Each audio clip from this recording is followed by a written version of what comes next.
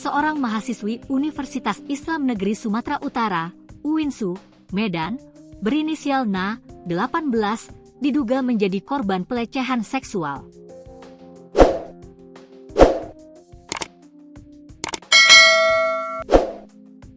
Pelakunya adalah pria inisial H yang diketahui merupakan seorang ustaz sekaligus asisten dosen di salah satu kampus di Medan, Sumut. Subdit 4 Remaja Anak dan Wanita, Renata, di Treskrimum Polda Sumut pun telah menjadwalkan pemeriksaan terhadap Ustaz H pada Senin, 2 Juni 2025, mendatang. Terhadap terlapor telah dikirimkan undangan permintaan keterangan hari Senin 2 Juni dipanggil, kata di Reskrimum Polda Sumut, Brigjen Pol Sumaryono, Selasa, 27 Mei 2025, dilansir tribun-medan.com. Kasus dugaan pelecehan seksual ini masih tahap penyelidikan dan belum ditingkatkan ke penyidikan. Meski begitu, polisi sudah memeriksa saksi dan mengumpulkan alat bukti. Untuk saat ini perkembangan perkara tersebut masih penyelidikan, sebut Sumaryono.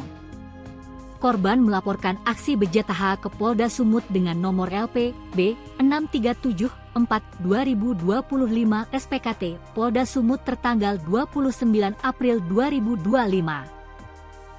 Ayah korban, Il, mengatakan bahwa dugaan pelecehan seksual terhadap putrinya itu berlangsung pada Rabu, 9 April 2025, lalu. Kala itu, Na dijemput menggunakan mobil, lalu dipaksa menenggak minuman, makan makanan yang dibeli terduga pelaku, sampai akhirnya dibawa ke kamar hotel di wilayah Kecamatan Pancur Batu, Kabupaten Deli Serdang, Sumut.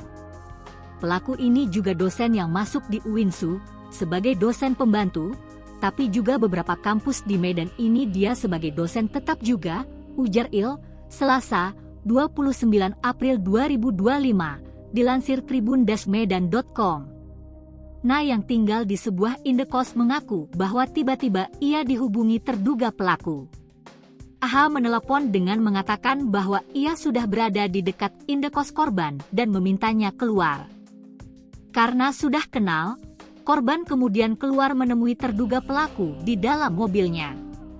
Disinilah korban Na dibawa jalan-jalan ke arah Brastagi atau Jalan Letjen Jamin Ginting. Sebelum ke hotel, terduga pelaku H sempat berhenti membeli ayam goreng beserta nasi dan minuman kemasan.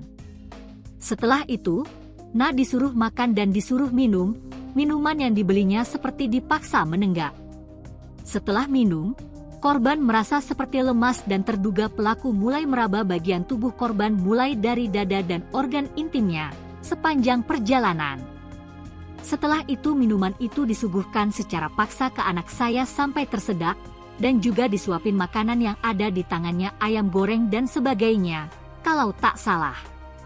Mungkin selama dalam perjalanan mereka melakukan pelecehan daripada seluruh anggota tubuh anak saya, bebernya.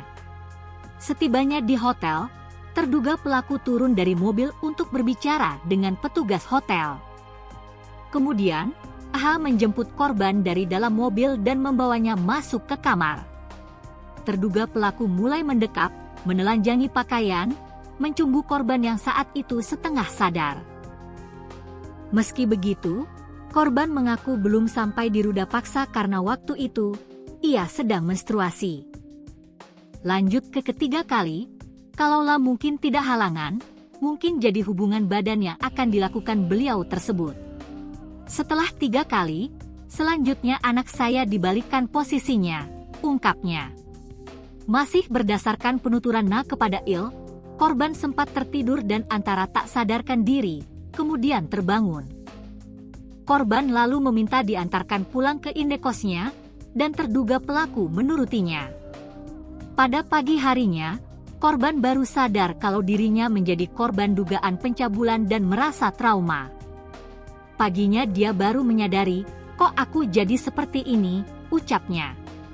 Na juga mengaku kepada ayahnya bahwa dirinya dan terduga pelaku sudah saling mengenal sejak beberapa waktu lalu. AH merupakan seorang ustaz di kampung halamannya di Kabupaten Batubara, Sumut, sekaligus mantan calon anggota legislatif, dan asisten dosen di kampusnya. Bahkan sebelum terjadi pelecehan seksual, keduanya sempat bertemu. Pertemuan awal sekitar bulan Februari, dan pertemuan kedua, mereka makan siang bersama. Modus awal terduga pelaku yakni memperkenalkan kitab-kitab terkait agama Islam. Kemudian, pada pertemuan kedua, korban merasa tertipu karena di awal merasa makan siang, terduga pelaku akan membawa istrinya.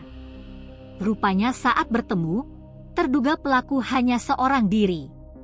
Modusnya, memperkenalkan kitab-kitab, sebut Il.